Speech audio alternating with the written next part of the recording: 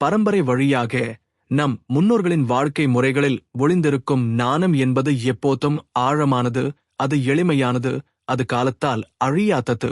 நம் முன்னோர்கள் வாழ்ந்த விதம், அவர்களின் சிந்தனை முறைகள், அவர்களின் உழைப்பு பழக்க வழக்கங்கள் எல்லாம் நமக்கு ஒரு வழிகாட்டியாக அமைந்துள்ளன. நாம் இன்று வாழும் காலத்தில் நமது மனதிற்கு அமைதியும் சாந்தமும் தரும் வாழ்க்கை முறையே தேடிக்கொண்டிருக்கிறோம்.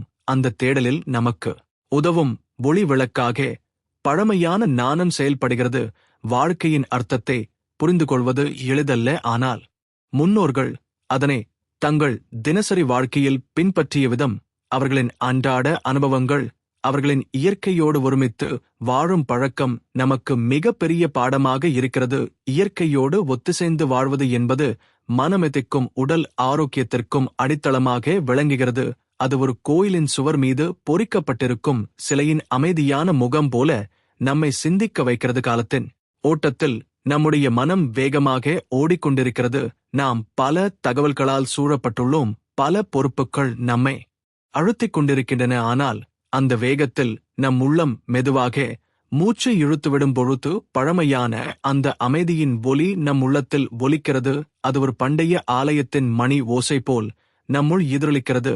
அந்த ஓசை நமக்கு சொல்கிறது, வாழ்க்கை என்பது வெறும் ஓட்டமல்ல, அது ஒரு பயணம், அது உணர வேண்டிய ஒரு பரிசு, அது சுவாசிக்க வேண்டிய ஒரு தருணம். நம் முன்னோர்கள் இதை உணர்ந்திருந்தார்கள். அவர்கள் விடியற்காலையில் எழுந்து பசுமையான காற்றை சுவாசித்து சூரியனின் முதல் கதிர்களை முகத்தில் உணர்ந்து நாளைத் தொடங்குவார். அவர்களின் நாள் ஒரு கட்டுப்பாடுடன், ஒரு திட்டத்துடன் நகரும். ஆனால் அந்த திட்டம் கட்டாயமாக இம்போஸ் செய்யப்படவில்லை. அது ஒரு பழக்கமாக இயல்பாக உருவானது. அவர்கள் உண்ணும் உணவு இயற்கையின் பருவத்திற்கேற்ப இருக்கும். அவர்கள் நடக்கும் நடைதான் தியானமாக மாறும். அவர்கள் பேசும் சொற்கள் கூட மனதிற்கு மருந்தாக இருக்கும். அவர்கள் அன்புடன் வாழ்வார்கள். அன்பு என்பது அவர்களுக்கு ஒரு நெறி, அது ஒரு பொறுப்பு, அது ஒரு சக்தி.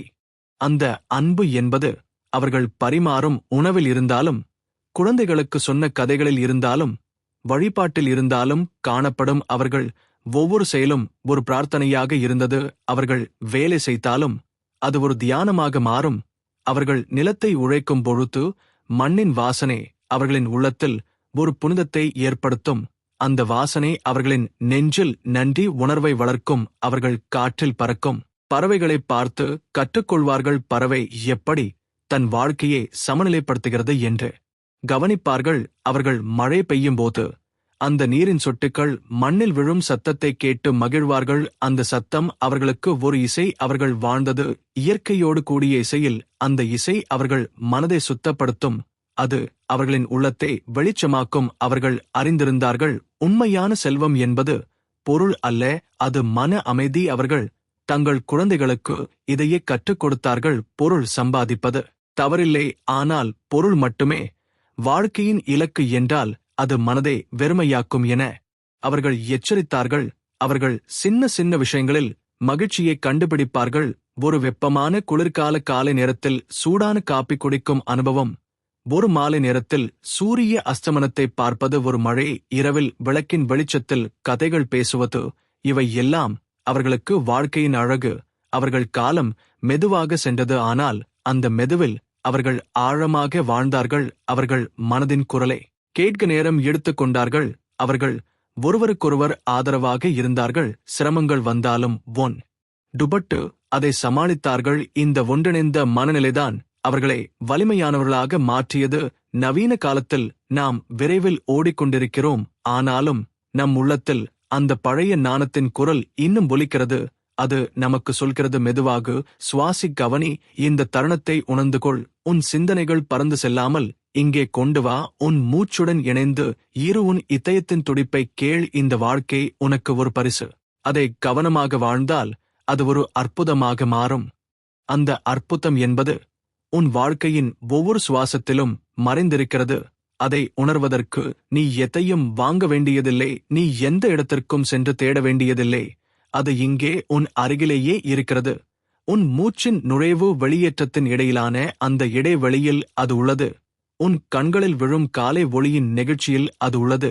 உன் காதில் கேட்கும் பறவையின் குரலில் அது உள்ளது. நம் முன்னோர்கள் இதை அறிந்திருந்தார்கள். அதனால்தான் அவர்கள் காலையின் முதலாவது வேளையில் தங்கள் உணர்வுகளை இயற்கையோடு ஒன்றிணைக்க முயன்றார்கள். அவர்கள் வானத்தை பார்த்து இன்று எப்படி இருக்கும் என்று மனதில் படம் வரைவார்கள். அவர்கள் நிலத்தில் பாதங்களை வைத்து அதன் வெப்பத்தை உணர்வார்கள்.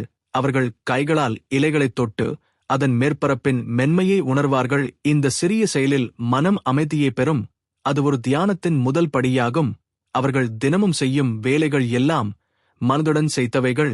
வேலை வெறும் கடமையல்ல, அது ஒரு பக்தி.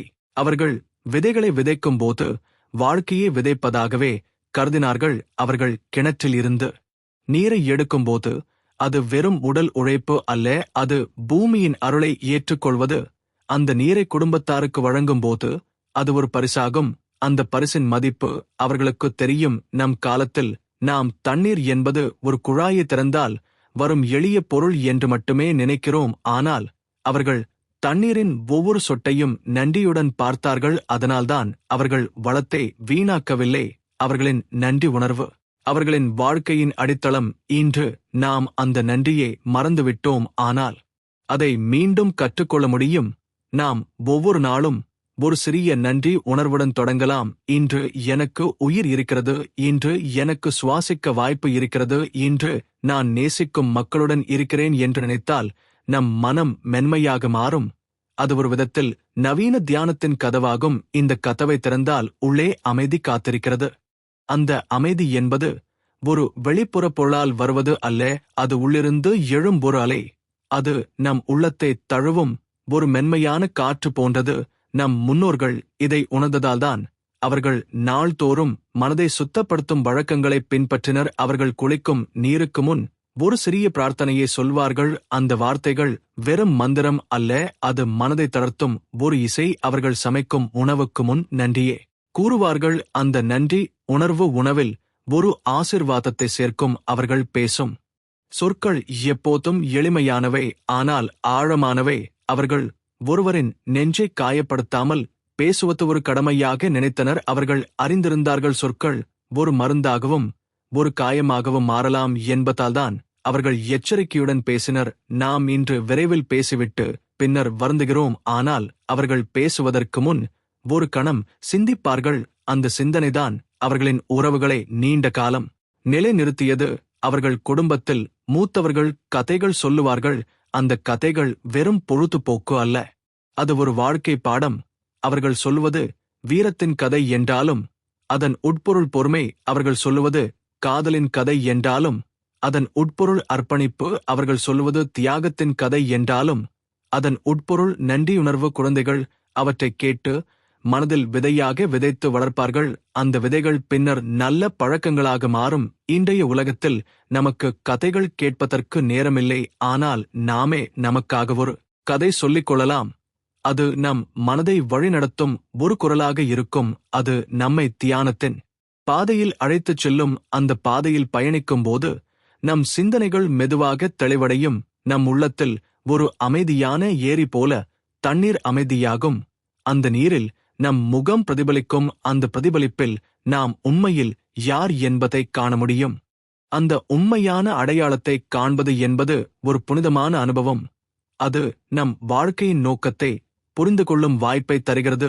நம் முன்னோர்கள் இதை அடைய பல வழிகளை பயன்படுத்தினர். அவர்கள் இயற்கையின் சுழற்சியை கவனித்து அதிலிருந்து பாடம் கற்றுக்கொண்டனர். அவர்கள் விதைக்கும் விதைகள் வளர்ந்து பழம் கொடுக்கும் வரை காத்திருந்தார்கள். அந்த காத்திருப்பு அவர்களுக்கு பொறுமையை கற்றுத்தந்தது. அவர்கள் நதியின் ஓட்டத்தை பார்த்து வாழ்க்கையின் ஓட்டத்தையும் உணர்ந்தார்கள். சில நேரங்களில் நதி வேகமாக ஓடும், சில நேரங்களில் மெதுவாக ஓடும். அதுபோல் வாழ்க்கையும் மாற்றங்களால் நிறைந்தது என்பதை அவர்கள் ஏற்றுக்கொண்டனர். அவர்கள் மலைகளை பார்த்து நிலைத்தன்மையை கற்றார்கள். மலை எந்த காற்றாலும் அசையாமல் உறுதியுடன் நிற்பது போல நாமும் நம் வாழ்க்கையில் சவால்களை எதிர்கொள்ள வேண்டும் என்று உணர்ந்தார்கள். அவர்கள் மரங்களை பார்த்து தியாகத்தை கற்றார்கள். மரம் தன் பழங்களை யாருக்காகவும் கொடுக்கிறது, அதன் நிழலை யாருக்காகவும் மறைக்காது. அவர்கள் வானத்தை பார்த்து விரிவை கற்றார்கள். வானம் எல்லோரையும் தழுவிக்கொள்வது போல நாமும் மனதை விரிவாக்கி அனைவரையும் ஏற்றுக்கொள்ள வேண்டும் என்று நினைத்தார்கள். அவர்கள் நிலத்தை பார்த்து தாங்கும் தன்மையை கற்றார்கள். நிலம் எல்லோரையும் தாங்கிக் கொள்கிறது, அதற்கு மாற்றாக எதையும் எதிர்பார்க்காது. இவ்வாறு இயற்கை அவர்களின் ஆசானாக இருந்தது. இன்று நமக்கும் அந்த ஆசானின் பாடங்களை மீண்டும் கேட்க முடியும். ஆனால் அதற்காக நாம் நிமிடத்துக்கு நம் வேகத்தை குறைக்க வேண்டும். நம் சிந்தனைகளுக்கு இடைவெளி கொடுக்க வேண்டும். நம் உள்ளத்தின் ஓசையை கேட்கத் தொடங்க வேண்டும். அந்த ஓசை மெதுவாக நமக்கு வழிகாட்டும். அது நம்மை உள்ளார்ந்த அமைதியின் கதவுக்கு கொண்டு செல்லும். அந்த கதவை திறந்தால் நாம் உணர்வோம், உலகின் சத்தம் வெளியே இருக்கும், ஆனால் உள்ளே ஒரு பரிபூரண அமைதி ஆட்சி செய்கிறது. அந்த அமைதியில் நாம் வாழ்க்கையின் உண்மையான இசையை கேட்க முடியும்.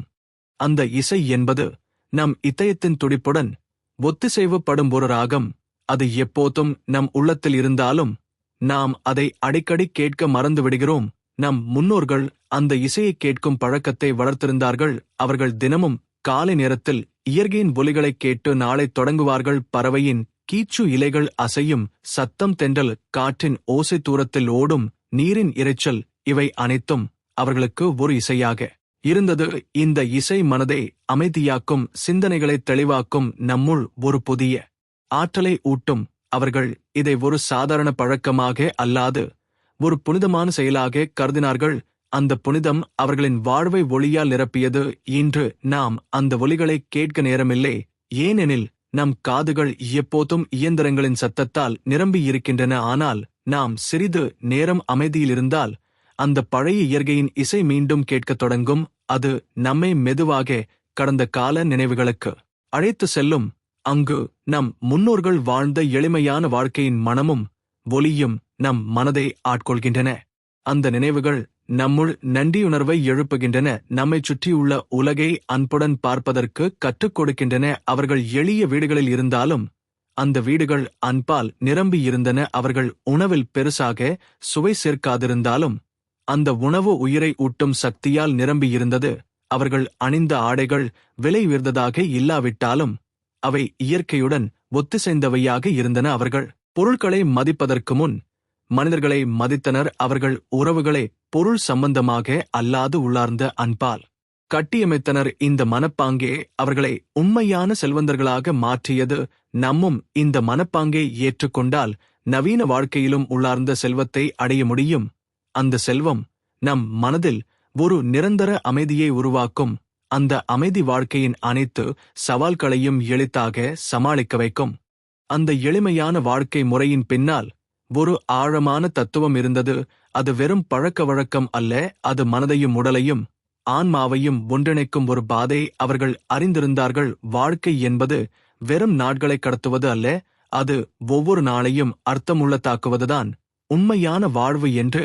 அதனால் அவர்கள் ஒவ்வொரு செயலும் ஒரு அர்த்தத்துடன் செய்தனர். அவர்கள் வயலுக்கு சென்றால் அது வெறும் உணவு விளைவிப்பதற்காக அல்ல, அது இயற்கையின் அருளை பெற்றுக் கொள்வதற்காகவும் சென்றது. அவர்கள் வீட்டை சுத்தம் செய்தால் அது வெறும் தூசியை அகற்றுவதற்காக அல்ல, அது உள்ளத்தின் சுமையை குறைப்பதற்காகவும் செய்தது. அவர்கள் குழந்தைகளுக்கு பாடம் புகட்டினால் அது வெறும் அறிவை பரப்புவதற்காக அல்ல, அது நல்ல மனிதர்களை உருவாக்குவதற்காகவும் இருந்தது. இந்த எண்ணங்கள் அவர்களின் வாழ்க்கையை வழிநடத்தும் ஒரு திசைகாட்டியாக இருந்தது. நம் காலத்தில் அந்த திசைகாட்டி மங்கி இருக்கலாம், ஆனால் அது இன்னும் நம் உள்ளத்தில் மறைந்திருக்கும். அந்த திசைகாட்டியை மீண்டும் செயல்படுத்த நாம் நம் வேகத்தை குறைக்க வேண்டும். சற்று நிம்மதியாக மூச்சை இழுத்து நம் சிந்தனைகளை கவனிக்க வேண்டும். வாழ்க்கையின் எந்த நிலையில் இருந்தாலும் நம்முள் அமைதியை வளர்த்துக் கொள்ள முடியும். அந்த அமைதி வெளியில் இருந்து வராது, அது உள்ளிருந்து உருவாகும் ஒரு விதை போல். அது சிறிது சிறிதாக வளர்ந்து வேரூன்றி கிளையிட்டு மலர்ச்சி அடையும். அந்த மலர்ச்சியில் நம் ஆன்மா மனம் வீசும். அந்த மனம் நம்மை சுற்றி உள்ளவர்களுக்கும் பரவும். அவர்கள் மனதிலும் அமைதியை ஊட்டும். இந்த பரிமாற்றம் எந்த விலையுமின்றி நடைபெறும். ஆனால் அதன் மதிப்பு அளவிட முடியாதது. இந்த மதிப்பை உணர்ந்தவர்கள்தான் உண்மையான கையை வாழ்ந்தவர்கள். அந்த வாழ்க்கை நம்மை நவீன உலகின் குழப்பத்திலும் சாந்தமாக வைத்திருக்கும் ஒரு துறைமுகம் போல இருக்கும். அந்த துறைமுகம் நம் உள்ளத்தில் ஒருமுறை உருவானால் எந்த புயலானாலும் நம்மை அசைக்க முடியாது. அது வெளியில் எவ்வளவு சத்தமாக காற்று வீசியாலும் மழை பொழிந்தாலும் உள்ளே இருக்கும் அந்த அமைதி நம்மை நிலைத்திருக்கச் செய்யும். நம் முன்னோர்கள் இதை நன்றாக அறிந்திருந்தார்கள். அதனால் அவர்கள் வாழ்க்கையின் ஒவ்வொரு பகுதியையும் அந்த அமைதியை பாதுகாப்பதற்காக வடிவமைத்தார்கள். அவர்கள் தினசரி பழக்கங்களில் எளிமையையும் கட்டுப்பாட்டையும் வைத்திருந்தார்கள். காலையிலேயே எழுந்து உடல் மற்றும் மனதை புத்துணர்வாக்கும் செயல்களை செய்தார்கள். அவர்கள் சூரியனை நோக்கி வணங்குவது வெறும் வழிபாடு அல்ல, அது ஒளியையும் சூடையும் வாழ்க்கையையும் வரவேற்கும் ஒரு அழைப்பாக இருந்தது. அவர்கள் உணவை உண்ணும் முன் ஒரு நிமிடம் அமைதியில் இருந்து அந்த உணவுக்கு நன்றி கூறுவது உணவில் உயிரை ஊட்டும் ஒரு சக்தியை அளித்தது. அவர்கள் உழைக்கும் பொழுது அது வெறும் வேலை அல்ல, அது ஒரு தியானம். ஒவ்வொரு கருவியையும் கவனமாக பிடித்து ஒவ்வொரு செயலும் மனதுடன் செய்தார்கள். அந்த கவனமே அவர்களின் வாழ்க்கையை ஆழமாக்கியது. நாம் இன்று வேகமாக ஓடிக்கொண்டிருக்கிறோம், ஆனால் அந்த கவனத்தை மீண்டும் வளர்த்தால் நவீன வாழ்க்கையிலும் அந்த பழைய அமைதியை மீண்டும் அனுபவிக்கலாம். அது ஒரு விதத்தில் நம் மனதை குளிர்விக்கும் ஒரு தென்றல் போல இருக்கும். அந்த தென்றல் வீசும்போது நம் சிந்தனைகள் மென்மையாகும், நம் வார்த்தைகள் இனிமையாகும், நம் செயல்கள் அர்த்தமிக்கதாகும். இந்த நிலையை அடைய கடினமில்லை, ஆனால் அதற்காக நம் மனதில் ஒரு சிறிய இடத்தை உருவாக்க வேண்டும். அந்த இடத்தில் எந்த சத்தமும் புகாதபடி காக்க வேண்டும். அந்த இடம்தான் நம் உள்ளார்ந்த ஆலயம். அந்த ஆலயத்தில் நம் ஆன்மா ஓய்வெடுக்கும். அந்த ஓய்விலிருந்து ஒரு புதிய ஆற்றல் பிறக்கும். அந்த ஆற்றல் நம்மை ஒளிமயமாக்கும். அந்த ஒளி பிறருக்கும் பரவும். அவர்கள் மனதிலும் நம்பிக்கையை விதைக்கும். இவ்வாறு ஒருவரின் அமைதி பலரின் அமைதியாக மாறும். இதுதான் நம் முன்னோர்களின் வாழ்க்கை பாடம். அந்த வாழ்க்கை பாடம் எப்போதும் சிக்கலான மொழியில் சொல்லப்படவில்லை. அது எளிய சொற்களில் அனைவரும் புரிந்து கொள்ளும் வகையில் பகிரப்பட்டது. அந்த எளிமையே அதன் ஆழத்தை அதிகரித்தது. அவர்கள் பசுமையான வயலில் நின்று வருவதையே காட்டி, இதோ இது வருவதே, இன்றைக்கு சிறியது நாளை மரமாகி பலருக்கு நிழலும் பழமும் தரும் என்பார்கள். அந்த வார்த்தைகள் ஒரு உவமையாக இருந்தாலும் வாழ்க்கையின் உண்மையை சுட்டிக்காட்டும் விதமாக இருந்தது. ஒரு நல்ல பழக்கம் இன்று சிறியதாக தோன்றினாலும் நாளை அது நம்மை முழுமையாக மாற்றக்கூடிய சக்தியாகும். பதை அவர்கள் நன்றாக அறிந்திருந்தார்கள். அவர்கள் எப்போதும் நினைவூட்டுவார்கள், ஒரு நல்ல செயலை செய்ய சிறந்த நேரம் இப்போதுதான் என்று. அவர்கள் கற்றுக் கொடுத்த பழமொழிகள், கதைகள், பாடல்கள் அனைத்தும் நம் மனதில் விதையாக வேரூன்றி வளர்ந்தன. அவர்கள் அன்றாட வாழ்க்கை கலைக்கு இணையானது. அவர்கள் உணவை சமைக்கும் விதம் கூட ஒரு கலை.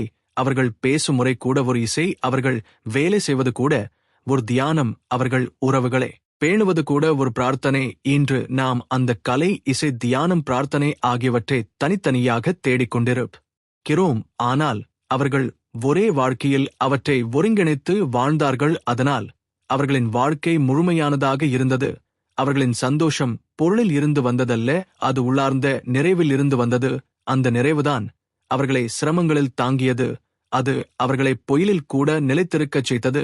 அந்த நிலைத்தன்மையை நாம் இன்றும் அடைய முடியும். ஆனால் அதற்காக நம் வாழ்க்கையில் அர்த்தமுள்ள செயல்களை நன்கு பயிற்சி செய்ய வேண்டும். தினசரி சிறிய நன்றி உணர்வு, மனதுடன் செய்யப்படும் ஒரு செயல், அன்புடன் பேசப்படும் ஒரு சொல், இவை அனைத்தும் அந்த நிறைவை உருவாக்கும். அந்த நிறைவு உருவான பிறகு வாழ்க்கையின் எந்த சவாலும் நம்மை வீழ்த்த முடியாது. அந்த நிலைத்தன்மை என்பது வெளியில் இருந்து வரும் வலிமையல்ல, அது நம்முள் பிறக்கும் நம்பிக்கையின் கனியிலிருந்து உருவாகும் ஒன்று. நம் முன்னோர்கள் இந்த நம்பிக்கையை வளர்ப்பதற்காக வாழ்க்கையின் ஒவ்வொரு தருணத்தையும் ஒரு பாடமாக எடுத்துக்கொண்டார்கள். அவர்கள் தோல்வியை ஒரு முடிவு என்று கருதவில்லை, அது ஒரு புதிய பாடம் கற்றுக்கொள்வதற்கான வாய்ப்பு என்று மட்டுமே பார்த்தார்கள். அவர்கள் வெற்றியே பெருமையாக நினைக்கவில்லை, அது ஒரு பொறுப்பு என்றும் அனைவருக்கும் பகிர வேண்டிய ஆசீர்வாதம் என்றும் கருதினார்கள். அவர்கள் மனதில் போதும் ஒரு சமநிலை இருந்தது. அந்த சமநிலைதான் அவர்களை சீராக வைத்தது. அவர்கள் நன்றாக அறிந்திருந்தார்கள், வாழ்க்கையின் உயர்வு தாழ்வுகள் கடலின் அலைகளைப் போலவே என்றும் வரிசையாக வரும் என்று. அதனால் அவர்கள் அலை மோதினாலும் ஆழ்கடலின் அமைதியைப் போல உள்ளார்ந்த அமைதியை காப்பாற்றினர். இன்று நாம் அந்த அமைதியை மறந்துவிட்டோம். ஏனெனில் நம் கவனம் எப்போதும் வெளி உலகத்தின் சத்தத்தில் மூழ்கியுள்ளது. ஆனால் நாமும் விரும்பினால் அந்த அமைதியை மீண்டும் பெற முடியும். அதற்காக நாம் செய்ய வேண்டியது எளிது. ஒவ்வொரு நாளும் சில நிமிடங்கள் வெளி சத்தத்தை விட்டு விலகி மூச்சு நோட்டத்தை உணர்வது, இயற்கையின் ஒலியை கேட்பது, நம் சிந்தனைகளை மெதுவாக அமைதிப்படுத்துவது. இந்த சிறிய பயிற்சி நாளடைவில் ஒரு பெரிய மாற்றத்தை உருவாக்கும். அது நம் மனதை குளிர்விக்கும் ஒரு மழை போல இருக்கும். அந்த மழை பெய்த பிறகு நிலம் பசுமையாக மாறுவது போல நம் மனமும் புத்துணர்ச்சி பெறும். இந்த புத்துணர்ச்சிதான் நம்மை மீண்டும் வாழ்வியல் பாதையில் உறுதியுடன் நடத்தும். அந்த பாதை நம் முன்னோர்கள் நடந்த பாதை. அது எளிமையானது, ஆனால் ஆழமானது. அந்த பாதையில் நடந்தால் நாம் அறியாமல் கையின் உண்மையை அனுபவித்து விடுவோம். அந்த உண்மையை அனுபவிப்பது என்பது வெறும் அறிவால் மட்டுமே கிடைக்கக்கூடியது அல்ல. அது மனதின் ஆழத்திலிருந்து வரும் உணர்வால் மட்டுமே அடையப்படும் ஒன்று. நம் முன்னோர்கள் இதை நன்றாக புரிந்து கொண்டார்கள். அதனால் அவர்கள் அறிவையும் உணர்வையும் சமமாக வளர்த்தனர். அவர்கள் குழந்தைகளுக்கு புத்தக படிப்பை மட்டும் கற்றுக் கொடுக்கவில்லை, வாழ்க்கையை அனுபவிக்கும் திறனையும் கற்றுக் கொடுத்தனர். ஒரு பசும்புல் இலைக்கு மேல் படிந்த பனித்துளியை கவனமாக பார்க்கச் சொல்வார்கள். அந்த சிறிய பனித்துளியில் கூட பிரபஞ்சத்தின் அழகு இருக்கிறது என்பதை அவர்கள் காட்டுவார்கள். ஒரு சிறிய எறும்பு தன் உணவை எடுத்துச் செல்லும் முயற்சியை கவனிக்கச் சொல்வார்கள். அந்த முயற்சியில் பொறுமையும் விடாமுயற்சியும் உள்ளதை உணர்த்துவார்கள். ஒரு பச்சைமரம் காற்றில் அசையும் விதத்தை பார்த்து வாழ்க்கையின் நெகிழ்வை உணரச் சொல்வார்கள். இந்த கற்றல்கள் வெறும் வார்த்தைகளில் முடிவதில்லை, அவை செயலில் வெளிப்படும். அவர்கள் வாழ்ந்த வாழ்க்கையே அவர்களின் பெரிய பாடமாக இருந்தது. இன்று நாம் பல புத்தகங்களில் அறிவை தேடுகிறோம், ஆனால் அவர்கள் வாழ்ந்த விதம்தான் அவர்களுக்கு பெரிய நூலாக இருந்தது. அந்த வாழ்க்கை முறை அவர்களின் குழந்தைகளுக்கும் சுற்றி உள்ளவர்களுக்கும் சிந்தனை விதைகளை விதைத்தது. அந்த விதைகள் ஒருநாள் மலர்ந்து வாழ்க்கையை மாற்றும் மரங்களாக மாறின. அவை நிழலும் கனிகளும் தந்தன. அந்த மரத்தின் நிழலில் மக்கள் ஓய்வெடுத்தனர், கனிகளில் இருந்து உயிர் பெற்றனர். இவ்வாறு ஒரு நல்ல வாழ்க்கை பலருக்கும் நன்மையை அளிக்கும் ஒரு தானமாக மாறியது. அந்த தானம் பொருளால் அளவிட முடியாதது. அது மனத்தின் ஆழத்தில் பதிந்த அன்பின் வடிவம். அதுதான் பழமையான ஞானத்தின் மையம். அந்த மையத்தை நாம் இன்று தேடினால் அது இன்னும் உயிருடன் இருப்பதை கண்டுபிடிக்கலாம். அந்த உயிருடன் இருக்கும் ஞானத்தை தொடும்போது அது நம் உள்ளத்தில் ஒரு மின்னலைப் போல் பாய்ந்து நம்மை உள்ளார்ந்த விழிப்புணர்வின் நிலைக்கு அழைத்துச் செல்லும். அந்த நிலை வெளியில் என்ன நடந்தாலும் அதனால் பாதிக்கப்படாத ஒரு உறுதியான நிலை. அது நம் முன்னோர்கள் அடைந்த மனநிலையாகும். அவர்கள் இதை அடைவதற்காக மிகுந்த பொருள் சேர்க்கவில்லை, மாறாக தேவைக்கு ஏற்ப பொருளை பயன்படுத்தி மீதியை பகிர்ந்து கொண்டார்கள். அவர்கள் அறிந்திருந்தார்கள், அதிகப்படியான சேமிப்பு மனதில் அச்சத்தையும் போட்டியையும் உருவாக்கும் என்பதால் அவர்கள் தன்னம்பிக்கையையும் நம்பிக்கையையும் வளர்க்கும் பாதையை தேர்ந்தெடுத்தனர். அவர்கள் பணத்தை விட பண்பை மதித்தனர். அவர்கள் புகழை விட நேர்மையை மதித்தனர். அவர்கள் அதிகாரத்தை விட அன்பை மதித்தனர். இந்த மதிப்பீடுகள் அவர்களின் வாழ்க்கையை நிலைத்திருக்கும் ஒரு வலுவான அடித்தளமாக மாற்றின. இன்று நாமும் இந்த அடித்தளத்தை உருவாக்க முடியும். அதற்காக நாம் தினமும் செய்ய வேண்டியது எளிது. நம் சிந்தனையில் நேர்மையை வளர்த்தல், நம் செயலில் அன்பை விதைத்தல், நம் வார்த்தையில் நம்பிக்கையை உருவாக்குதல். இந்த 3 விதைகளும் வளர்ந்து நம் வாழ்க்கையை மாற்றும் ஒரு பெரிய மரமாக மாறும். அந்த மரத்தின் நிழலில் நம்மை மட்டுமல்ல, நம்மை சுற்றி உள்ளவர்களையும் அமைதி அடையச் செய்யும். இந்த அமைதிதான் நம் முன்னோர்களின் பாரம்பரியம். அவர்கள் விட்டுச் சென்ற உண்மையான சொத்து. அது தங்கமாகவோ வெள்ளியாகவோ இல்லை, ஆனால் அது வாழ்க்கையின் அனைத்து புயல்களையும் கடந்து செல்ல வைக்கும் ஒரு அசைக்க முடியாத செல்வம். அந்த அசைக்க முடியாத செல்வம் ஒருமுறை நம் உள்ளத்தில் பதிந்துவிட்டால் அது எத்தனை தலைமுறைகளாக சென்றாலும் அழியாது. அது ஒரு தீபம் போல் எப்போதும் எரிந்து கொண்டிருக்கும். அந்த தீபம் எவ்வளவு காற்று வீசியாலும் அணையாது, ஏனெனில் அது வெளியில் இருந்து எரிபொருள் பெறுவதில்லை. அது உள்ளார்ந்த அன்பும் நம்பிக்கையும் என்ற எரிபொருளால் எரிகிறது. நம் முன்னோர்கள் இந்த தீபத்தை பராமரிக்க பல வழிகளை பின்பற்றினார்கள். அவர்கள் தினமும் காலை எழுந்தவுடன் மனதை சுத்தப்படுத்தும் சிந்தனைகளை படித்தார்கள், நல்ல வார்த்தைகளை கேட்டார்கள், உணர்வை வளர்த்தார்கள். அவர்கள் நாள் தொடங்கும் முதல் நிமிடங்களே நாளின் தன்மையை தீர்மானிக்கும் என்பதால் அந்த நேரத்தை புனிதமாக காத்தார்கள். அவர்கள் பிறருக்கு உதவுவதை கடமையாக நினைத்தார்கள். உதவிக்கரம் நீட்டுவது வெறும் கருணை அல்ல, அது மனித வாழ்க்கையின் அடிப்படை செயல் என்பதை அவர்கள் உணர்ந்திருந்தார்கள். அவர்கள் பிறரின் நலனுக்காக செயல்படும்போது தமக்கும் ஒரு ஆற்றல் கிடைக்கும் என்பதை அனுபவித்திருந்தார்கள். இந்த பரஸ்பர இணைப்பு வாழ்க்கையை ஒருமித்த ஒரு இசையாக மாற்றுகிறது. அந்த இசையில் யாரும் தனியாக இல்லை, அனைவரும் ஒருவருடன் ஒருவர் தொடர்புடையவர்கள் என்பதை உணர முடிகிறது. இந்த உணர்வு நம் மனதை மென்மையாக்குகிறது. நம்மை அதிகம் புரிந்து கொள்ளச் செய்கிறது. கோபம், பொறாமை, விரோதம் போன்றவற்றை குறைக்கிறது. அன்பும் பொறுமையும் அதிகரிக்கிறது. இவ்வாறு உள்ளார்ந்த தீபம் வெளிச்சத்தை மட்டுமல்ல, சூட்டையும் வழங்குகிறது. அந்த சூடு பிறரின் மனத்திலும் பனி போல இந்திருக்கும் குளிரை உருகச் செய்கிறது. இவ்வாறு ஒருவர் உள்ளார்ந்த ஒளியால் பலர் பாதையை காண முடிகிறது. அந்த பாதையை காணும்போது வாழ்க்கையின் சிக்கல்கள் முற்றிலும் மறையவில்லை என்றாலும் அவற்றை எதிர்கொள்ளும் நம் பார்வை மாறுகிறது. முன்பு பெரிய பிரச்சனையாக தோன்றியவை இப்போது ஒரு சிறிய சோதனையாக தெரிகிறது. ஏனெனில் நம் மனம் அதற்கான சக்தியையும் பொறுமையையும் பெற்றுவிட்டது. நம் முன்னோர்கள் இதை நன்றாக புரிந்திருந்தார்கள். அதனால் அவர்கள் எப்போதும் சிரமங்களை ஒரு ஆசிரியராகவே பார்த்தனர். அந்த ஆசிரியர் கடினமாக கற்பிப்பார், ஆனால் அந்த கற்றல் வாழ்நாள் முழுவதும் பயனளிக்கும் என்பதால் அதனை வரவேற்றனர். அவர்கள் அறிந்திருந்தார்கள், எந்த விதையுமே நிலத்தை உடைத்து வெளிவராமல் மரமாக முடியாது என்று. அதுபோல மனிதனும் சவால்களை எதிர்கொண்டு வளர வேண்டும் என்று நம்பினர். அவர்கள் வாழ்க்கையின் ஒவ்வொரு அனுபவத்தையும் ஒரு பாடமாக எடுத்துக்கொண்டனர். சந்தோஷமான தருணங்களையும் நன்றி கூறி அனுபவித்தனர். துயரமான தருணங்களையும் பொறுமையுடன் தாங்கினர். இந்த சமநிலைதான் அவர்களின் உள்ளார்ந்த அமைதியை காக்க உதவியது. இன்று நம்மால் இந்த சமநிலையை மீண்டும் பெற முடியும். அதற்காக நாம் செய்ய வேண்டியது நம் மனதை அடிக்கடி கவனிப்பதுதான். நம் சிந்தனைகள் எந்த திசையில் சென்று கொண்டிருக்கின்றன என்பதை பார்ப்பது.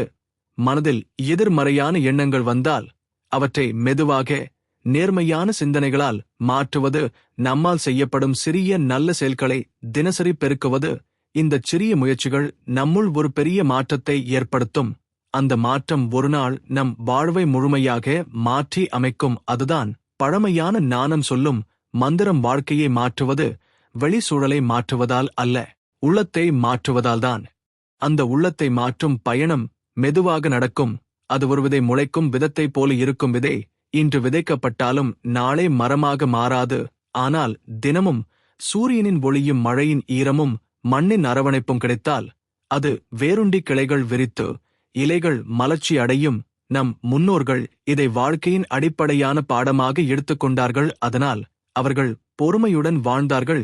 விரைவாக கிடைக்கும் பலனை விரும்பவில்லை. இயற்கையின் காலத்தோடு இணைந்து பயணித்தார்கள். அவர்கள் அறிந்திருந்தார்கள், வாழ்க்கையின் அழகான விஷயங்கள் பொறுமையால் மட்டுமே மலர்கின்றன என்று அவர்கள் நம்பினர். அவர்கள் விதைகளை விதைத்த பிறகு அது வளர்வதை கண்காணித்து மகிழ்ந்தார்கள். அந்த மகிழ்ச்சி வெறும் விளைவில் மட்டும் இல்லாமல் அந்த வளர்ச்சியின் ஒவ்வொரு கட்டத்திலும் இருந்தது. அதுபோல நம்முடைய உள்ளத்தை மாற்றும் பயணமும் ஒவ்வொரு நாளும் சிறிய முன்னேற்றத்தை தரும். அந்த சிறிய முன்னேற்றம்தான் பெரிய மாற்றத்துக்கு வழிகாட்டும். ஆனால் அதற்காக நாம் விழிப்புடன் இருக்க வேண்டும். நம் சிந்தனைகள், வார்த்தைகள், செயல்கள் அனைத்தும் அந்த மாற்றத்தை நோக்கி செல்கின்றனவா என்பதை கவனிக்க வேண்டும். நம் மனதில் அன்பு, கருணை, நன்றி போன்ற விதைகள் விதைக்கப்படுகிறதா என்பதை உறுதிப்படுத்த வேண்டும். அவை வளரும்போது நம்முள் உள்ளார்ந்த அமைதி பரிபூரணமாகும். அந்த பரிபூரண அமைதிதான் வாழ்க்கையின் மிக பெரிய செல்வம். அது பொருளால் வாங்க முடியாதது. அது பிறரிடமிருந்து கடன் எடுக்க முடியாதது. அது நம் உள்ளத்தில் மட்டுமே வளர்க்க முடியும். அது ஒருமுறை மறந்துவிட்டால் எந்த சூழலும் அதனை காயப்படுத்த முடியாது. அந்த மலர்ச்சி ஒரு நாள் ஏற்பட்டுவிட்டால் அது நம் வாழ்க்கையின் ஒவ்வொரு பகுதியையும் தொடங்கும்.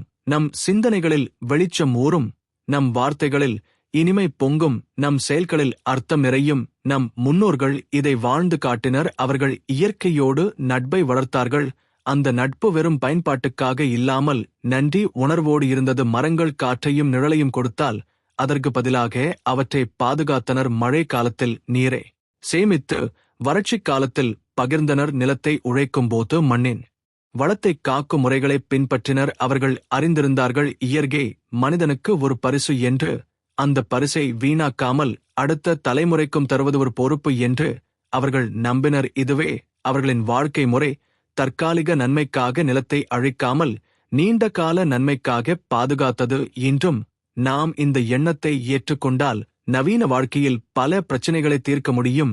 ஏனெனில் நாம் இயற்கையோடு இணைந்து வாழும்போது அது நமக்கு ஆரோக்கியத்தையும் மனமேதியையும் தரும். நம்முள் வளர்ந்த அந்த அமைதி பிறருடனான உறவுகளிலும் பிரதிபலிக்கும். அது குடும்பத்தில் ஒற்றுமையை வளர்க்கும். சமூகத்தில் நல்லிணக்கத்தை உருவாக்கும். உலகில் அமைதியை நிலைநிறுத்தும். ஒரு சிறிய அன்பான செயலும் இந்த மாற்றத்தை தொடங்க முடியும். ஒரு நன்றி சொல்லும் வார்த்தை, ஒரு உதவிக்கரம் நீட்டும் செயல், ஒரு கருணையுடன் பகிர்ந்த புன்னகை, இவை அனைத்தும் அமைதியின் விதைகள்.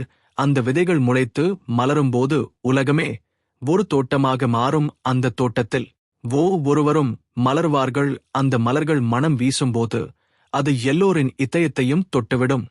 அந்த இதயத்தை தொட்ட மனம் ஒருமுறை பரவத் தொடங்கினால் அது எவ்வளவு தூரமாக இருந்தாலும் மக்களை இணைக்கும் பாலமாக மாறும். நம் முன்னோர்கள் இதை நன்றாக உணர்ந்திருந்தார்கள். அதனால் அவர்கள் அன்பையும் கருணையையும் பரப்பும் வழியில் வாழ்ந்தார்கள். அவர்கள் பிறரை பிரிக்காமல் அனைவரையும் ஒரே குடும்பமாக கருதினர். திருவிழாக்கள் வெறும் கொண்டாட்டம் மட்டுமல்ல, அது மக்களை ஒன்றிணைக்கும் ஒரு பெரிய நிகழ்வு. அந்த நேரத்தில் யாரும் தனியாக உணரமாட்டார்கள். எல்லோரும் ஒரே சமையலறையில் சேர்ந்து உணவை தயாரிப்பார்கள். எல்லோரும் ஒரே மேசையில் அமர்ந்து உண்பார்கள். அந்த பகிர்வில் உறவுகள் ஆழமாகும்.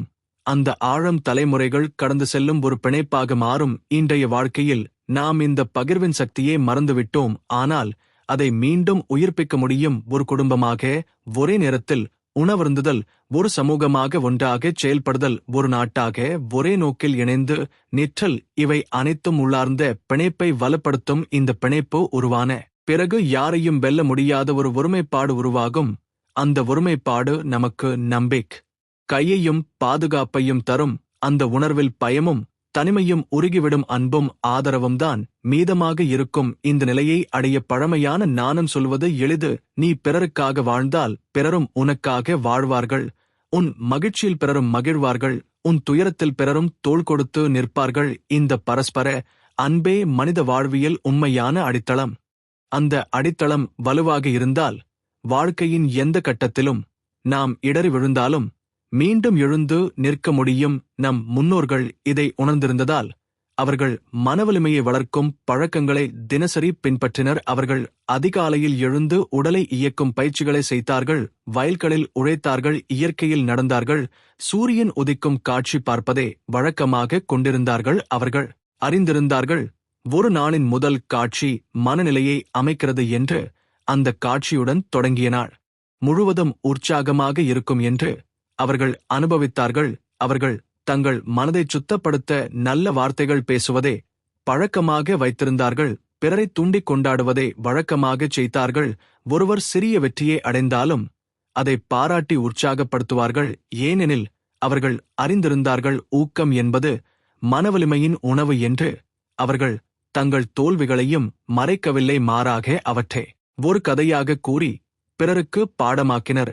இவ்வாறு அவர்களின் வாழ்க்கை ஒரு திறந்த புத்தகமாக இருந்தது. அந்த புத்தகத்தில் பொறுமை, நம்பிக்கை, தியாகம், அன்பு போன்ற பாடங்கள் நிரம்பியிருந்தன. நாம் இன்று இந்த பாடங்களை மறுபடியும் கற்றுக்கொள்ள வேண்டும். அவற்றை நம் அன்றாட வாழ்க்கையில் இணைக்க வேண்டும். சிறிய பழக்கங்களால் தொடங்கலாம். தினமும் ஒரு நன்றி சொல்லும் பழக்கம், தினமும் சில நிமிடங்கள் அமைதியில் இருப்பது, தினமும் ஒருவருக்கு உதவுவது, இவை அனைத்தும் நம் மனவலிமையை வேரூன்றச் செய்யும். அந்த வேர்கள் ஆழமாக பதிந்தால் எந்த புயலாலும் அந்த மரத்தை சாய்க்க முடியாது. அந்த மரம்தான் நம் வாழ்க்கை. அந்த மரத்தில் மலரும் மலர்கள்தான் நம் மகிழ்ச்சி. அந்த மகிழ்ச்சி பிறருக்கும் நிழலாக மாறும். அந்த மகிழ்ச்சி ஒருமுறை நம் வாழ்க்கையில் வேரூன்றினால் அது வெறும் ஒரு நாள் உணர்ச்சியாக மட்டும் நிலைத்திருக்காது. அது ஒரு ஓடையாகி எப்போதும் பாய்ந்து கொண்டிருக்கும். அந்த ஓடையின் தண்ணீர் எப்போதும் புதிதாக இருக்கும். அதை எவ்வளவு எடுக்கிறோமோ அது குறையாது. அது பாய்ந்து செல்லும் இடமெல்லாம் பசுமை பரவிக்கும். நம் முன்னோர்கள் இதை நன்றாக உணர்ந்திருந்தார்கள். அதனால் அவர்கள் மகிழ்ச்சியை தமக்குள் அடைத்து வைக்காமல் பிறருடன் பகிர்ந்தார்கள். ஒரு விழாவாக இருந்தாலும் ஒரு சின்ன சந்திப்பாக இருந்தாலும் மகிழ்ச்சியே பகிர்ந்தார்கள். அவர்கள் அறிந்திருந்தார்கள், பகிர்வது மகிழ்ச்சியை குறைக்காது, மாறாக அதனை பெருக்கும் என்று. அவர்கள் வாழ்ந்த காலத்தில் ஒரு வீட்டு மகிழ்ச்சி முழு கிராமத்தின் மகிழ்ச்சியாக மாறும். ஒரு வீட்டின் துக்கம் முழு கிராமத்தின் ஆறுதலாக மாறும். அந்த இணைப்பு அன்பின் வேர்களை ஆழமாக பதியச் செய்தது. இன்றைய நவீன வாழ்க்கையில் நாம் பல வசதிகள் பெற்றுள்ளோம். ஆனால் அந்த வேர்களின் ஆழம் சற்றே குறைந்துவிட்டது. ஏனெனில் நாம் ஒருவருக்கொருவர் நேரம் கொடுப்பதை மறந்துவிட்டோம். ஆனால் நம்மால் அதை மீண்டும் உயிர்ப்பிக்க முடியும். அது எளிது. நம் சுற்றத்தில் உள்ள ஒருவருக்கு தினமும் ஒரு அன்பான வார்த்தை சொல்லுதல், அவர்களின் சிறிய வெற்றிகளை கொண்டாடுதல், அவர்கள் சிரமத்தில் இருக்கும்போது சென்று தோள் கொடுத்தல், இந்த சிறிய செயல்கள் நம்முள் உறுதியான பிணைப்பை உருவாக்கும். அந்த பிணைப்பு நம்மை எந்த சூழலிலும் நிலைநிறுத்தும். நம் முன்னோர்கள் மகிழ்ச்சியை வளர்க்கும் மற்றொரு வழி இயற்கையோடு தொடர்பு வைத்திருப்பதே. அவர்கள் அறிந்திருந்தார்கள் இயற்கையின் அழகு மனதை சுத்தப்படுத்தும் என்று. அதனால் அவர்கள் நதிக்கரையில் அமர்ந்து நீர் ஓடும் சத்தத்தை கேட்டார்கள், பசுமையான வயல்களில் நடந்தார்கள், காற்றின் மணத்தை உணர்ந்தார்கள், பறவைகளின் குரலை கேட்டார்கள். இந்த அனுபவங்கள் வெறும் பொழுதுபோக்கு அல்ல, அது மனத்திற்கு ஒரு மருந்து. இன்று நாம் அதை மறந்துவிட்டோம். ஆனால் இன்னும் இயற்கை நமக்கு அருகிலேயே இருக்கிறது. பூங்காவில் ஒரு நடை போடுதல், மழை பொழியும் சத்தம் கேட்பது, கடற்கரையில் அலை ஓசையை உணர்வது, இவை அனைத்தும் நம் மனதை அமைதிப்படுத்தும், நம்முள் இருக்கும் பதட்டத்தை கரைத்துவிடும். மகிழ்ச்சியின் நீடிப்பு வெளிப்புற நிகழ்வுகளால் அல்ல, உள்ளார்ந்த மனநிலையால்தான் தீர்மானிக்கப்படுகிறது. அதனால் நம் முன்னோர்கள் தினமும் மனத்தை நேர்மறையாக வைத்திருக்க சின்ன சின்ன பழக்கங்களை பின்பற்றினர். அவர்கள் காலையில் நல்ல சொற்களால் நாளை தொடங்கினார்கள். வீட்டின் வாசலில் தோரணம் கட்டுவது, வீட்டை அலங்கரிப்பது, பூவேந்தல் வைப்பது, இவை அனைத்தும் வெறும் அலங்காரம் அல்ல, அது மனதில் ஒரு புது உற்சாகத்தை உருவாக்கும். அந்த உற்சாகம் நாள் முழுவதும் தொடரும். அவர்களுக்கு வேலை செய்வதும் மகிழ்ச்சியை வளர்க்கும் ஒரு வழி. வேலை என்றால் சுமையாக அல்ல, அது தியானமாகவே பார்த்தனர். வயலில் உழைக்கும்போது நிலத்தின் மனத்தை உணர்ந்தார்கள், விதைகள் முளைக்கும் காட்சியை ரசித்தார்கள். வேலை முடிந்தபின் வரும் சோர்வு அவர்களுக்கு நிறைவை தந்தது. அந்த நிறைவுதான் மகிழ்ச்சியின் ஆழமான வடிவம். இன்று நம்மிடம் வேலை இருக்கிறது, ஆனால் அதன் அர்த்தத்தை நாம் சில சமயம் மறந்துவிடுகிறோம். நாம் அதை வெறும் வருமானத்துக்காக மட்டுமே பார்க்கிறோம். ஆனால் நம் செயலில் ஒரு அர்த்தத்தை சேர்த்தால் அது நம் மனதை நிறைவு செய்யும். அந்த நிறைவுதான் நீண்ட கால மகிழ்ச்சி. நம் முன்னோர்கள் மகிழ்ச்சியை பாதுகாக்கும் விதமாக உறவுகளை பராமரித்தார்கள். உறவு என்றால் வெறும் இரத்த தொடர்பு அல்ல, அவர்கள் நண்பர்களையும் அண்டை வீட்டாரையும் குடும்பமாகவே கருதினர். அவர்கள் உணர்ந்திருந்தார்கள் உறவுகள்தான் வாழ்க்கையின் மிகப்பெரிய ஆதாரம் என்று. அதனால் அவர்கள் அவற்றை பாதுகாக்க முயன்றார்கள். ஒருவருக்கு பிறந்த நாள் என்றால் முழு குடும்பமும் சேர்ந்து கொண்டாடும். ஒருவர் திருமணம் செய்தால் முழு ஊரும் கொண்டாடும். இவ்வாறு அவர்கள் வாழ்க்கையின் முக்கிய தருணங்களை பகிர்ந்தார்கள். பகிர்ந்தது அவர்களின் மகிழ்ச்சியை ஆழமாக்கியது. இன்று நம்மால் அந்த மரபை தொடர முடியும். அது தொடங்க வேண்டியது எங்கிருந்து என்றால், மிகவும் எளிமையான இடத்திலிருந்து. நம் வீட்டில் இருக்கும் மனிதர்களிடம் தினமும் அன்புடன் பேசுதல், அவர்களின் நாளை பற்றி கேட்பது, அவர்களின் கனவுகளைக் கேட்பது, அவர்களின் கவலைகளை கவனமாக கேட்பது. இந்த கேட்பது வெறும் காதால் அல்ல, இதயத்தால் கேட்பது. இந்த பழக்கம் உறவுகளை வலுப்படுத்தும். அந்த வலிமையான உறவுகள் மகிழ்ச்சியின் அடித்தளம். நம் முன்னோர்கள் இன்னொரு விஷயத்தை நன்றாக கற்றுக் கொடுத்தனர். மகிழ்ச்சி தனிப்பட்ட சொத்து அல்ல, அது ஒரு சமூக சொத்து. என்றால் என்னவெனில், நான் மட்டும் மகிழ்ந்தால் போதாது, என் சுற்றத்தில் உள்ளவர்களும் மகிழ வேண்டும் என்று அவர்கள் நினைத்தனர். அதனால் அவர்கள் ஊர் திருவிழா நடத்தினார்கள். அனைவருக்கும் பொதுவான விருந்து வைத்தார்கள். எல்லோரும் சமமாக பங்கெடுக்கும் வகையில் நிகழ்வுகளை வடிவமைத்தார்கள். அந்த ஒருமைப்பாடு மகிழ்ச்சியை பல மடங்கு பெருக்கியது. இன்று நாம் நம்மை தனிமைப்படுத்திக் கொண்டிருக்கிறோம். ஆனால் பழமையான நாணம் நம்மை நினைவூட்டுகிறது, உண்மையான மகிழ்ச்சி பகிரும்போதுதான் பெருகும் என்கிறார். அந்த உண்மையை வாழ்வில் கொண்டு வந்தால் நவீன வாழ்க்கையிலும் நம்மால் உள்ளார்ந்த மகிழ்ச்சியை நிலைநிறுத்த முடியும். அது எவ்வளவு நேரம் எடுத்தாலும் அந்த பயணம் பெறும் பலன் அளவிட முடியாதது. ஏனெனில் அந்த பயணத்தின் முடிவில் நாம் கண்டுபிடிப்பது வெளியில் தேடிய மகிழ்ச்சி அல்ல, எப்போதுமே நம் உள்ளத்தில் இருந்த மகிழ்ச்சிதான். அது ஒருமுறை உணர்ந்தால் எவ்வளவு ஆண்டுகள் சென்றாலும் அது குறையாது. அது ஒரு நிரந்தர ஒளியாக எப்போதும் பிரகாசித்துக் கொண்டிருக்கும். அந்த நிரந்தர ஒளி ஒருமுறை நம் உள்ளத்தில் பிரகாசிக்கத் தொடங்கினால் அது நம் வாழ்க்கையின் அனைத்து மூலைகளையும் ஒளிரச் செய்யும். இருளில் தவித்திருந்த இடங்களுக்கும் அந்த ஒளி சென்றடையும். அந்த ஒளி வெளிச்சம் மட்டுமல்ல, அது சூட்டையும் தரும். அந்த சூடு நம் மனத்தின் பனியை உருகச் செய்யும். நம் முன்னோர்கள் இதை நன்றாக அறிந்திருந்தார்கள். அதனால் அவர்கள் அந்த ஒளியை பராமரிப்பதை வாழ்க்கையின் முக்கிய கடமையாக கொண்டனர். அவர்கள் அறிந்திருந்தார்கள், வெளியில் எவ்வளவு விளக்குகள் ஏற்றினாலும் உள்ளார்ந்த தீபம் எரியாமல் இருந்தால் வாழ்க்கை முழுமையடையாது என்று. அவர்கள் அந்த தீபத்தை ஏற்றுவதற்காக தினமும் சிறிய சிறிய வழிபாடுகளைச் செய்தனர். அது வெறும் மதச் சடங்காக மட்டும் இல்லாமல் உள்ளத்தின் அமைதியை வளர்க்கும் வழியாக இருந்தது. அதிகாலையில் எழுந்து குளிர்ந்த நீரில் குளித்து புது உடை அணிந்து சூரியனை நோக்கி வணங்குவது அந்த ஒரு செயல் உடலையும் மனதையும் புத்துணர்ச்சி பெறச் செய்தது. அந்த புத்துணர்ச்சி நாளின் முதல் அடியே உறுதியானதாக மாற்றியது. அவர்கள் தங்கள் வாழ்க்கையை ஒரு தோட்டமாக கண்டு அதில் விதைகள் விதைத்தனர். அந்த விதைகள் நல்ல பழக்கங்கள், அன்பான வார்த்தைகள், கருணையான செயல்கள், நன்றி உணர்வு ஆகியவையாக இருந்தன. அவர்கள் அறிந்திருந்தார்கள் அந்த விதைகள் வளர நேரம் பிடிக்கும் என்று. ஆனால் அவர்கள் பொறுமையுடன் பராமரித்தனர். மழை வந்தால் மகிழ்ந்தனர், வெயில் பட்டாலும் மகிழ்ந்தனர். ஏனெனில் இரண்டும் அவசியம் என்று அவர்கள் அறிந்திருந்தார்கள். நாமும் நம் உள்ளத்தை ஒரு தோட்டமாக கருதி அதில் நல்ல சிந்தனைகளை விதைத்தால் காலப்போக்கில் அது மலர்ச்சியடையும். அந்த மலர்களின் மனம் நம்மைச் சுற்றியவர்களுக்கும் பரவும். அந்த மனம் யாரையும் ஈர்க்கும். அது வார்த்தைகளால் இல்லாமல் உணர்வால் பேசும் மொழி.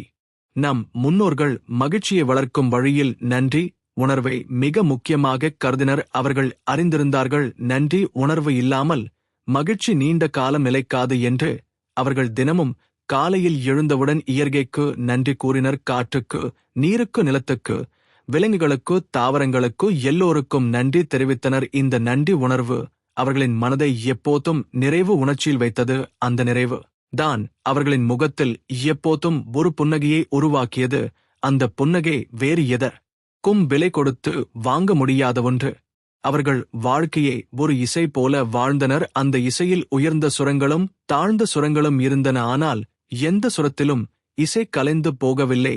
ஏனெனில் அவர்கள் அந்த இசையின் ஓட்டத்தை புரிந்து கொண்டனர். சந்தோஷம் வந்தால் அது ஒரு இனிய சுரம், துயரம் வந்தால் அது ஒரு ஆழமான சுரம். ஆனால் இரண்டும் இசையை அழகாக்கும் பகுதிகள்தான் என்பதை அவர்கள் புரிந்து கொண்டனர். நாமும் வாழ்க்கையை இப்படி பார்த்தால் சவால்களை அஞ்சாமல் எதிர்கொள்ள முடியும். ஒவ்வொரு சவாலும் நம் இசையில் ஒரு புதிய சுரத்தை சேர்க்கும். அந்த புதிய சுரம் இசையை இன்னும் செழுமையாக்கும். அவர்கள் மகிழ்ச்சியை பரப்பும் வழியில் சிறிய செயல்களின் மதிப்பை நன்றாக அறிந்திருந்தார்கள். அவர்கள் அறிந்திருந்தார்கள் ஒரு சிறிய புன்னகை ஒருவரின் நாளை மாற்றிவிடும் என்று, ஒரு உதவிக்கரம் ஒருவரின் வாழ்க்கையில் ஒரு புதிய நம்பிக்கையை விதைக்கும் என்று, ஒரு நல்ல வார்த்தை ஒருவரின் மனத்தில் இருளை அகற்றும் என்று. அவர்கள் இதை தினமும் நடைமுறையில் செய்தனர். ஒருவர் வழியில் நடந்தால் அவரிடம் வணக்கம் சொல்வார்கள். ஒருவருக்கு சுமை இருந்தால் உதவி செய்வார்கள். ஒருவர் துயரத்தில் இருந்தால் அருகில் அமர்ந்து கேட்பார்கள். இந்தத் செயல்கள் அவர்களுக்கு சிறியது, ஆனால் பெறுபவருக்கு அது மிக பெரியது. அவர்களின் மகிழ்ச்சி பொருளில் அடிப்படையில்லை, அது உறவுகளில் அடிப்படை இருந்தது. அதனால் அவர்கள் உறவுகளை பராமரிப்பதில் மிகுந்த அக்கறை கொண்டிருந்தனர். குடும்பத்தில் யாருக்காவது சண்டை ஏற்பட்டால் அதை நீண்ட காலம் நீட்டிக்காமல் உடனே சரிசெய்து விடுவார்கள். ஏனெனில் அவர்கள் அறிந்திருந்தார்கள் சின்ன சின்ன பிளவுகள் பெரிய பிளவுகளாக மாறினால் உறவுகளை உடைத்துவிடும் என்று. அவர்கள் இதை தங்கள் வாழ்க்கையின் விதியாக வைத்துக் கொண்டார்கள். இந்த விதி அவர்களின் வீடுகளை எப்போதும் அமைதியுடனும் அன்புடனும் வைத்தது.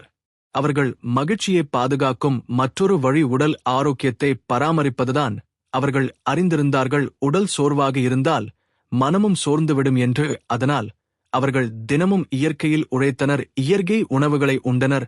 தூய்மையான நீரை அருந்தினர். அதிகமாக இயந்திரங்களுக்கு அடிமையாகாமல் தங்கள் உடலை இயக்கினர். இந்த ஆரோக்கியம் அவர்களுக்கு நீண்ட ஆயுளையும் உற்சாகத்தையும் கொடுத்தது. அந்த உற்சாகம் மகிழ்ச்சியை நிலைநிறுத்தியது.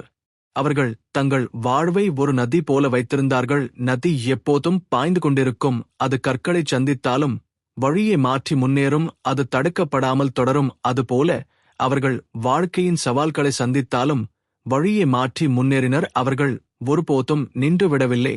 அந்த ஓட்டம் அவர்களின் மகிழ்ச்சியை சீராக வைத்தது. இன்று நாமும் நம் வாழ்க்கையை ஒரு நதியாக நினைத்தால் சவால்கள் வந்தாலும் நம் பயணம் நிற்காது, நம் மகிழ்ச்சி தடைபடாது. நம் முன்னோர்கள் சொல்லும் ஒரு முக்கியமான பாடம் என்னவெனில், மகிழ்ச்சி என்பது நாம் பெற வேண்டிய ஒன்றல்ல, நாம் உருவாக்க வேண்டிய ஒன்றாகும். அது வெளியிலிருந்து வராது, அது நம்முள் இருந்து பிறக்கும். நம்முள் மகிழ்ச்சியை உருவாக்கும் விதமாக வாழ்ந்தால் அந்த மகிழ்ச்சி நம் சுற்றத்தையும் உலகத்தையும் மாற்றும். அந்த மாற்றமே மனித வாழ்வியல் உண்மையான வெற்றி. மகிழ்ச்சி என்பது நம் உள்ளத்தில் பிறக்கும் ஒரு விதை. அது வெளியில் இருந்து வந்து விழும் விதை அல்ல. அது நம் சிந்தனை மண்ணில், நம் உணர்ச்சி நீரில், நம் பழக்கங்கள் என்ற உரத்தில் வளர்க்கிறது. அந்த விதை முளைக்கும் போது ஒரு சிறிய பச்சை தழை போல தோன்றும். அந்த தழை மிகவும் மென்மையானது, சிறிய காற்றாலும் வளைந்து போகும், சிறிய கல்லாலும் காயமடையும். ஆனால் அது உயிருடன் இருக்கிறது, அதில் வளர்ச்சி உண்டு.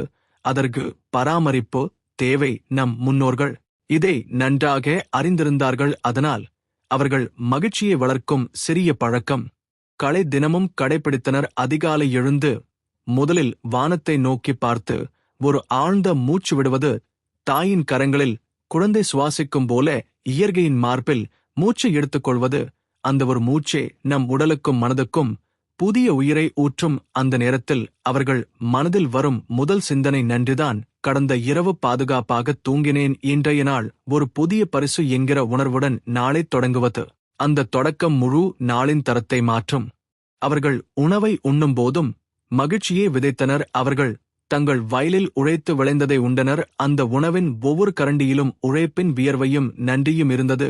அவர்கள் உணவிற்கு முன் இறைவனை நன்றி கூறினர். இது வெறும் மதச் சடங்கு அல்ல, அது மனதில் உள்ளார்ந்த நிறைவை உருவாக்கும் ஒரு வழிதான். இன்று நாமும் இந்த பழக்கத்தை தொடங்கலாம். நம் உணவை எங்கு இருந்து வந்தது, யார் உழைத்தது, எவ்வளவு இயற்கையின் அருள் அதில் கலந்து இருக்கிறது என்பதை நினைத்து நன்றி கூறலாம். இந்த நன்றி உணர்வு நம்மை நிறைவு செய்யும்.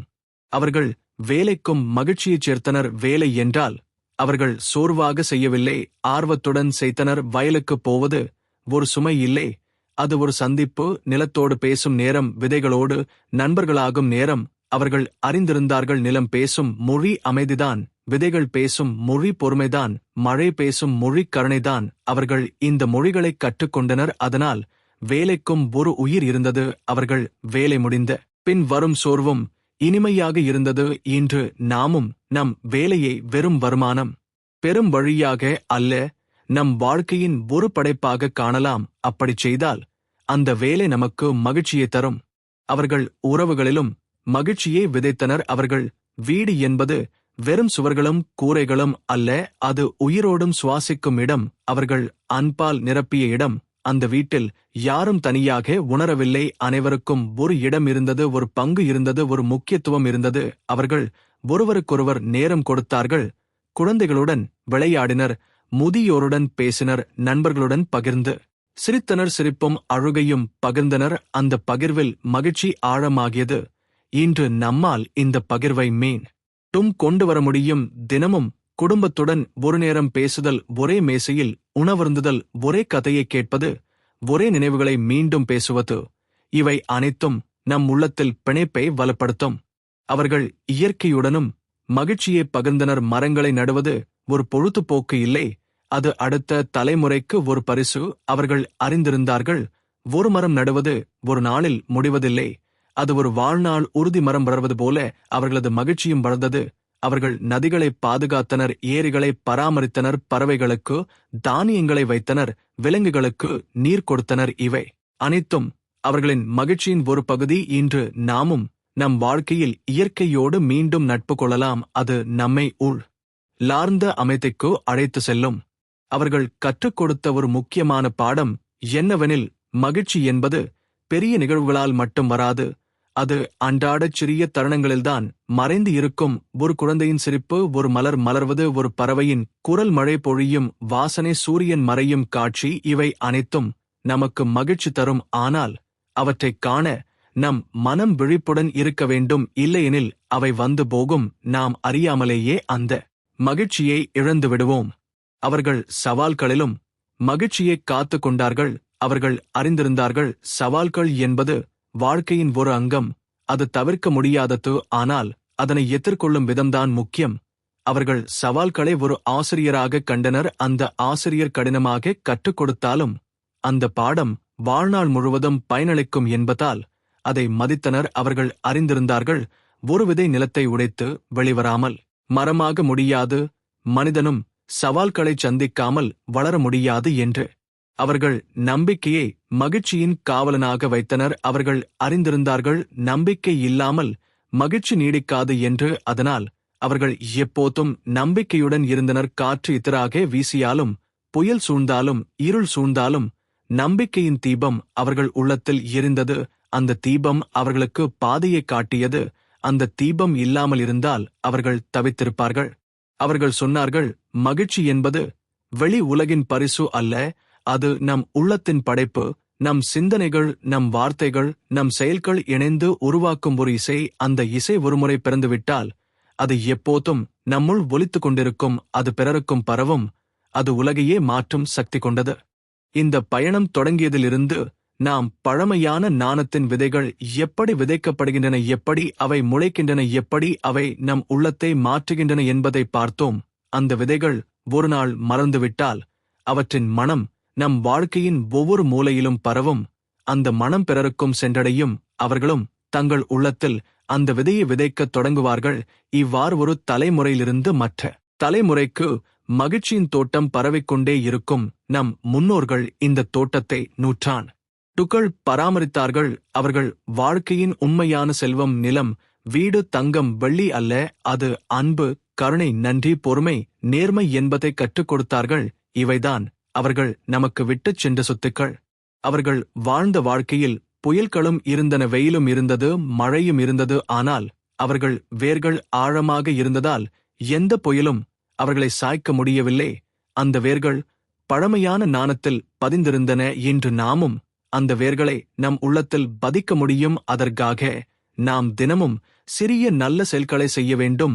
ஒரு புன்னகை பகிர்வது, ஒரு நன்றி சொல்லுவது, ஒருவருக்கு உதவுவது இயற்கையை காக்கும் ஒரு செயல் செய்வது. இந்தச் சிறிய விதைகள்தான் நம் உள்ளார்ந்த தோட்டத்தின் எதிர்காலம். இந்த பயணத்தின் முடிவில் நாம் உணர வேண்டியது, மகிழ்ச்சி என்பது தேடி செல்ல வேண்டிய இடமல்ல, அது திரும்பிச் செல்ல வேண்டிய வீடு. அந்த வீடு எப்போதும் நம் உள்ளத்தில்தான் இருந்தது. நாம் அதை மறந்து வெளியே தேடினோம். ஆனால் இப்போது புரிகிறது, அந்த வீடு அன்பால் கட்டப்பட்டது, கருணையால் அலங்கரிக்கப்பட்டது, நன்றியால் உறுதிப்படுத்தப்பட்டது, பொறுமையால் பாதுகாக்கப்பட்டது. நாம் இந்த வீட்டில் எப்போதும் வாழ முடியும், எந்த சூழலிலும், எந்த இடத்திலும், எந்த நேரத்திலும். பழமையான நாணம் நமக்கு சொல்வது எளிது. நீ பிறருக்காக வாழ்ந்தால் பிறரும் உனக்காக வாழ்வார்கள். நீ மகிழ்ச்சியை பகிர்ந்தால் அது உன்னிடமே பல மடங்கு திரும்பி வரும். நீ அன்பை விதைத்தால் அதன் நிழலில் நீயும் பிறரும் ஓய்வெடுப்பீர்கள். நீ அமைதியை வளர்த்தால் அதன் சத்தமில்லா இசையில் உலகமே ஒருநாள் நடனமாடும். இந்தச் செய்தியை நம் வாழ்க்கையின் மையமாக வைத்தால் நம் நாள்கள் ஒரு அர்த்தமுள்ள பயணமாக மாறும். அந்த பயணம் முடிவில்லாதது. ஏனெனில் மகிழ்ச்சியும் அன்பும் அமைதியும் பரவிக்கொண்டே இருக்கும். அது ஒரு தீபம் போல ஒருவரிடமிருந்து மற்றவருக்கு பரவும். அந்த தீபம் ஒருபோதும் அணையாது. நாம் வாழ்ந்த நாட்களின் பின் கூட அது எரிந்து கொண்டே இருக்கும். அதுவே நம் வாழ்வியல் உண்மையான வெற்றி. அதுவே நம் முன்னோர்களின் பாரம்பரியம். அதுவே மனித வாழ்க்கையின் அழகான ரகசியம்.